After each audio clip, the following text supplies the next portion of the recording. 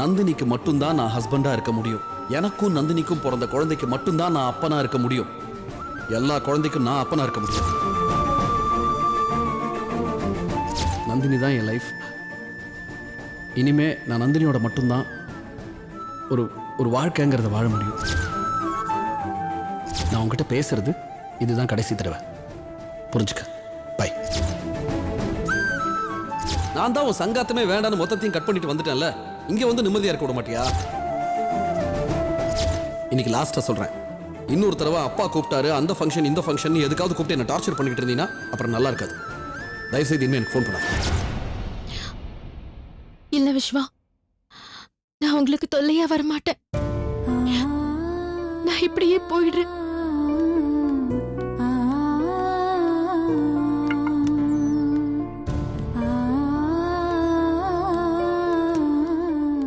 அகிலா, கிளம்பலாமா? அக்கா, நான் யோசிச்சு பார்த்தேன். நான் திரும்பவும் பெங்களூருக்கே போறதுதான் நல்லதுன்னு எனக்கு தோணுது. அதனால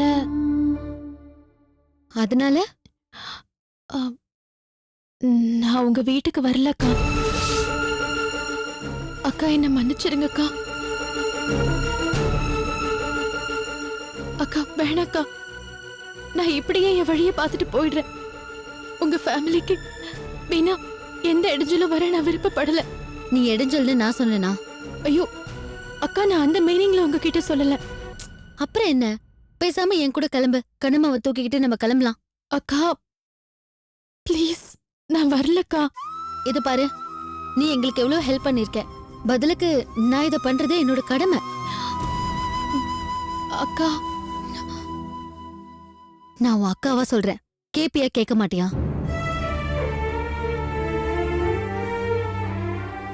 சொல்லு, எதை நினைச்சுக்கிட்டு என் வீட்டுக்கு வரமாட்டேங்கிற? இல்ல, என் நிலைமைய நினைச்சுதான்க்கா யோசிக்கிறேன். இது பாரு, மனுஷனோட வாழ்க்கை நிரந்தரமானது இல்ல. வண்டி சக்கரம் சுத்துற மாதிரி வாழ்க்கை சுத்திக்கிட்டே இருக்கும். மேல போறது கீழே போறது எல்லாமே சகஜம். அதனால உனக்கு மரியாதை குறைச்சலா எங்க வீட்டுல எதுவும் நடக்காது. அதுக்கு நான் கேரண்டி. போதுமா?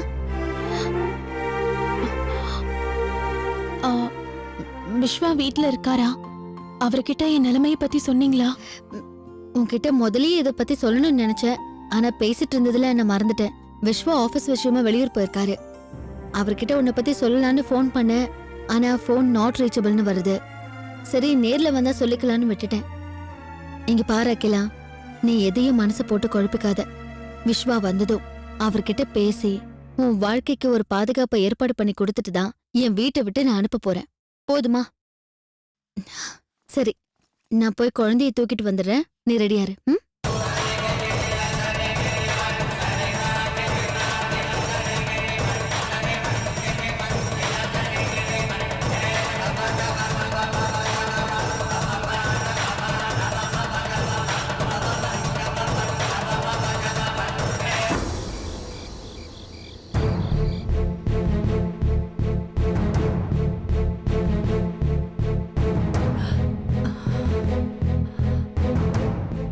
இவ்ளோ நேரம் ஆகுது, நந்தினி இன்னும் வரலையே. அம்மா வீட்டுக்கு போறேன்னு குழந்தை வேற தூக்கிட்டு போனா. இவ என்ன பண்ணிட்டு இருக்கா?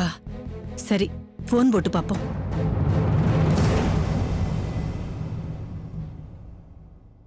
This number is currently switched off. Please try again later. Phone வேற சுவிட்ச் ஆஃப்னு வருது.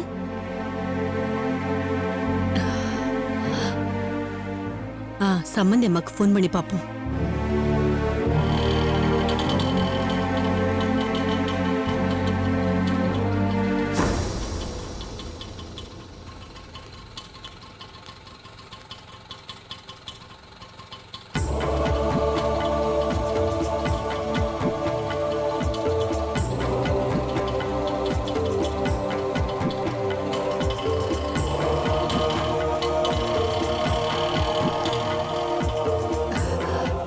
நந்தினி, வா.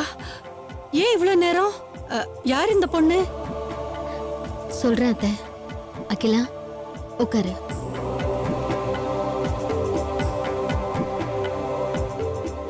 நந்தினி, இவ்வளவு நேரமாகி உன்னை காணோன்னு நான் பதறி போயிட்டேம்மா.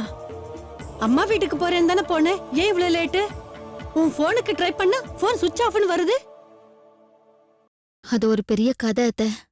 அப்பா வீட்டுக்கு போயிட்டு அப்புறம் கோயிலுக்கு போனேன். அங்க ஒருத்தி கண்ணுமாவை தூக்கிட்டு ஓட ஆரம்பிச்சிட்டா. ஐயோ, என்னம்மா சொல்ற? பயப்படாதீங்க அத்தை. கண்ணம்மாவை தூக்கிட்டு போனவ திடீர்னு என்ன நினைச்சாலோ தெரியல, நடு ரோட்ல கண்ணம்மாவை விட்டுட்டு ஓடி போயிட்டா. அந்த நேரமா பார்த்து ஒரு வண்டி வேற வந்துருச்சு. அப்பதான் அகிலா குறுக்க வந்து நம்ம கண்ணம்மாவை காப்பாத்திட்டா. ஐயோ, அகிலா இல்லன்னா கண்ணம்மா கொன்னும் அடிக்கடி படலையே. நம்ம கண்ணம்மா கொன்னும் இல்ல அத்தை. ஆனா அகிலா தான் வண்டியில அடிபட்டு மயக்கமாயிட்டா.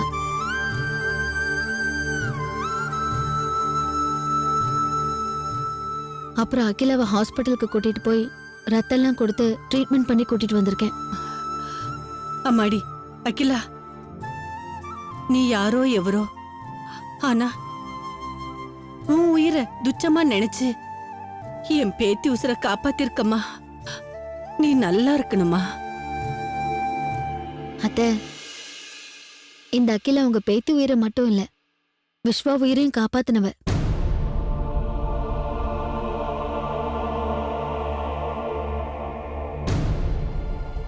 ஆமா அத்தை, பெங்களூர்ல விஸ்வா உயிரை காப்பாத்தி ஆபீஸ்ல வேலையும் போட்டு கொடுத்த அகிலா இவதான்.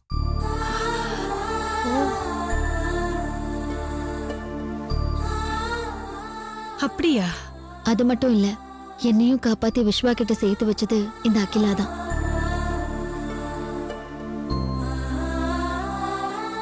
நந்தினி, நீயும் விஸ்வாவும் சொன்ன அகிலா இவங்க தானா? அகிலா, என்ன மன்னிச்சிருமா. நீ யாருன்னு தெரியாம உங்ககிட்ட பட்டும் படாம பேசிட்டேன். ஐயோ பரவாயில்லம்மா, நான் எதுவும் தப்பா நினைக்கல.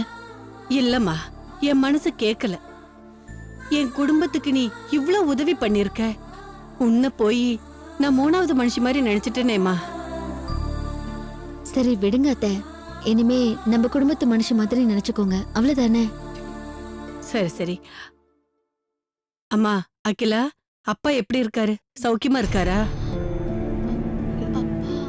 அத்தை, அத பத்தி நான் அப்புறமே உங்ககிட்ட சொல்றேன். இப்போதைக்கு அகிலா கொஞ்ச நாளைக்கு நம்ம வீட்டுல தங்குவா. அது உங்களுக்கு சம்மதம் தானே?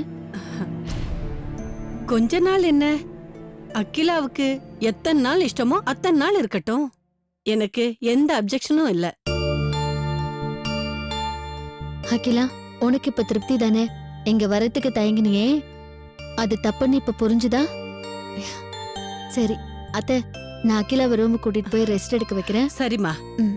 போமா. வா.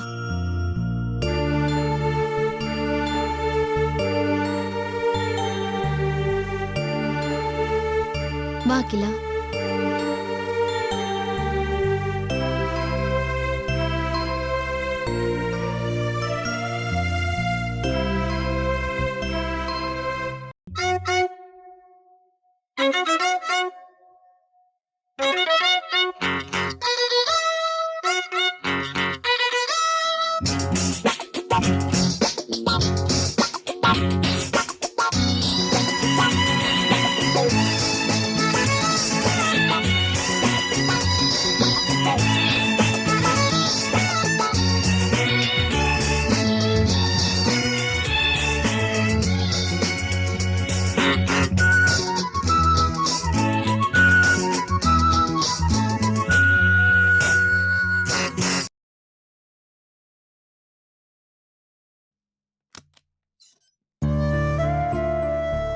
வா அகிலா, உட்காரு.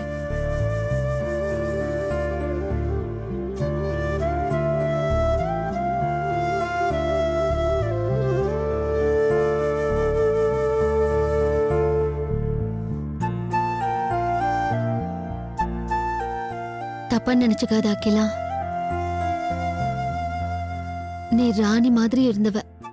உன்னோட கெஸ்ட் ஹவுஸே எங்க வீட்டை விட ரொம்ப பெருசு. அப்படின்னா உன் வீட்டுல நீ எப்படி வாழ்ந்திருப்ப? உன்னை இப்படி குருவி கூடு மாதிரி இருக்கிற ஒரு சின்ன வீட்டுல தங்க சொல்றது எனக்கு சங்கடமா தான் இருக்கு. ஐயோ அக்கா, அப்படியெல்லாம் நான் நினைக்கவே இல்லக்கா. சும்மா புது ரூமா இருக்கேன் தான் அப்படியே சுத்தி பார்த்தேன், அவ்வளவுதான். நான் இப்ப இருக்கிற சூழ்நிலையில எனக்கு இந்த இடம் கிடைச்சதே ரொம்ப பெரிய விஷயம்க்கா.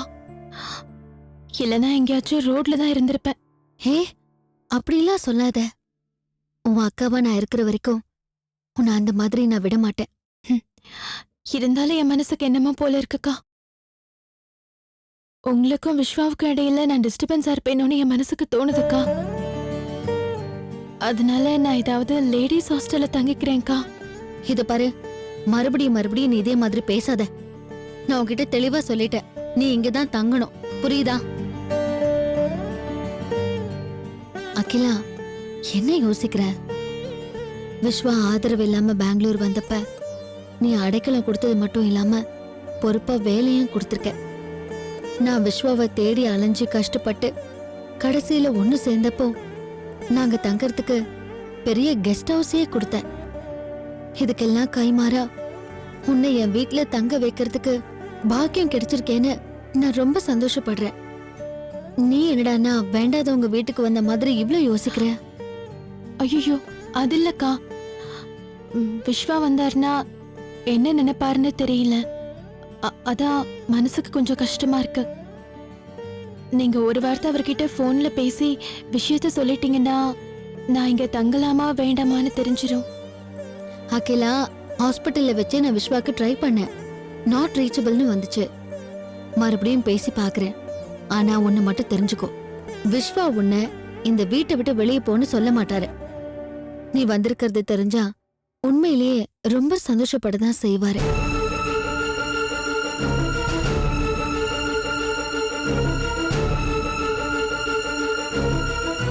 நான் மறுபடியும் சொல்கிறேன், நந்தினி தான் என் லைஃப். இனிமே நான் நந்தினியோட மட்டும்தான் ஒரு ஒரு வாழ்க்கைங்கிறத வாழ முடியும்.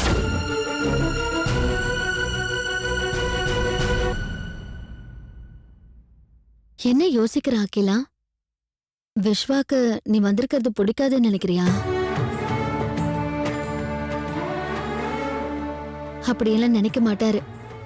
எவ்வளவோ நல்லது செஞ்ச உனக்கு பதிலுக்கு நல்லது செய்ய ஒரு சான்ஸ் கிடைச்சிருக்கேன்னு என்ன மாதிரியே தான் நினைப்பாரு.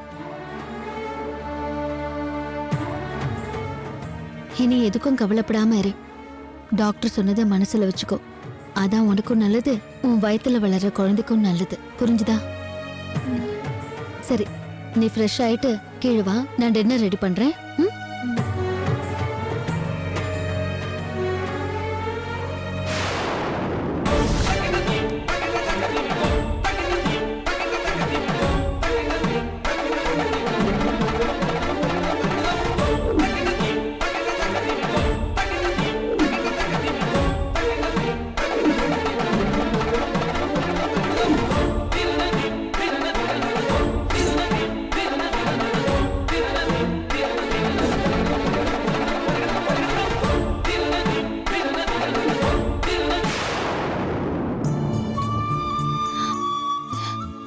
எங்க வரக்கூடாதுன்னு நினைச்சுக்கிட்டு இருந்தனோ, கடைசியில விதி என்ன அங்கேயே கொண்டு வந்துருச்சு. ஏன்னு எனக்கு புரியல. தடுத்து நிறுத்தவும் என்னால முடியல. இதனால என்னென்ன குழப்பங்கள் நடக்க போகுதுன்னு தெரியல. என் மேல கோவமா இருக்கிற விஸ்வா இப்ப நான் இங்கேயே வந்துட்டேன்னு தெரிஞ்சா ரொம்ப டென்ஷன் ஆயிடுவாரு. நந்தினி கிட்ட அதை காட்டிக்கலனாலும் என்ன பார்த்தா கண்டிப்பா அவர் கோவப்படதான் செய்வாரு. அதனால விஸ்வா வந்ததும் பக்குவமா விஷயத்தை எடுத்து சொல்லி இங்கிருந்து கிளம்பிட வேண்டியதுதான்.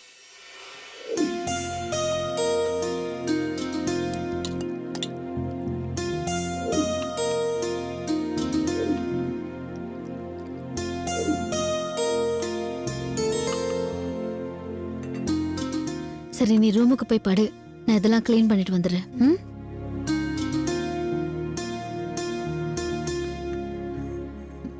நந்தினி, அத்தை, நீங்க வைங்க, நான் பாத்துக்கிறேன். நந்தினி, ம்? ரொம்ப டயர்டா இருக்கு, நான் மாத்திரை போட்டு தூங்குறேமா. ம், சரிங்க அத்தை, நீங்க போய் தூங்குங்க. நீ பாத்துக்கிறியா அதெல்லாம்?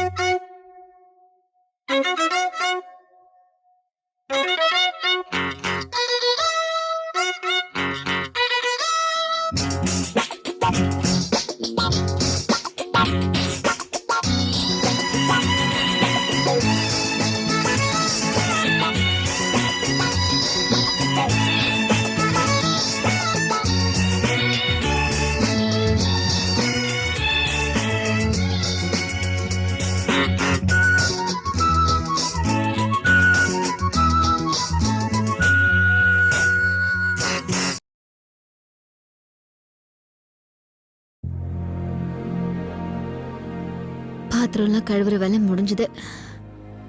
விஸ்வாக்கு ஃபோன் பண்ணி முதல்ல எப்ப வராருன்னு கேட்கணும். ನೀವು ಕರೆ ಮಾಡಿದ ಗ್ರಾಹಕರು ಸದ್ಯಕ್ಕೆ ಪ್ರತಿಕ್ರಿಯಿಸುತ್ತಿಲ್ಲ.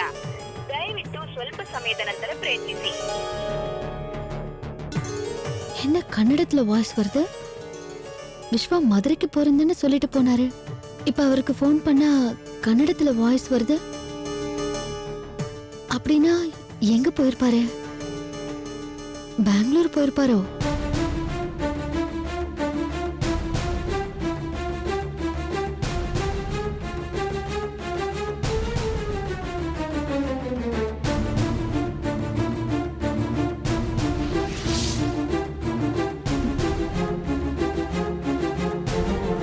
ஒருவேளை அப்பா இறந்த விஷயம் விஸ்வாவுக்கு தெரிஞ்சு என்ன தேடி பெங்களூர் போயிருப்பாரோ?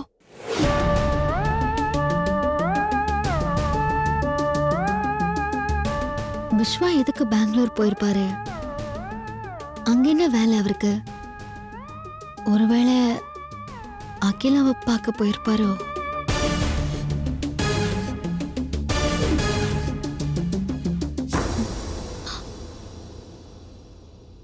எதுக்கும் நந்தினி அக்கா கிட்ட போய் விஸ்வாவுக்கு ஃபோன் பண்ணீங்களான்னு கேட்கலாம்.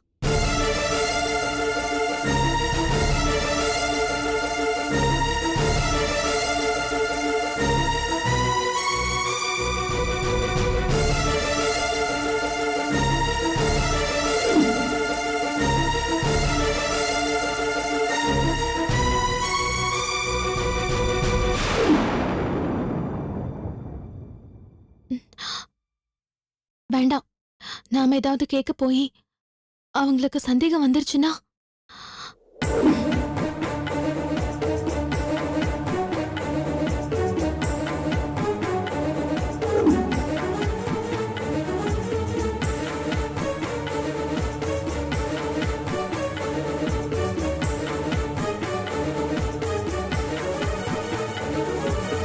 பாவம், எல்லாத்தையும் இழந்து சோகமா இருக்கிற அகிலா கிட்ட எதையும் இப்ப கேட்க வேண்டாம்.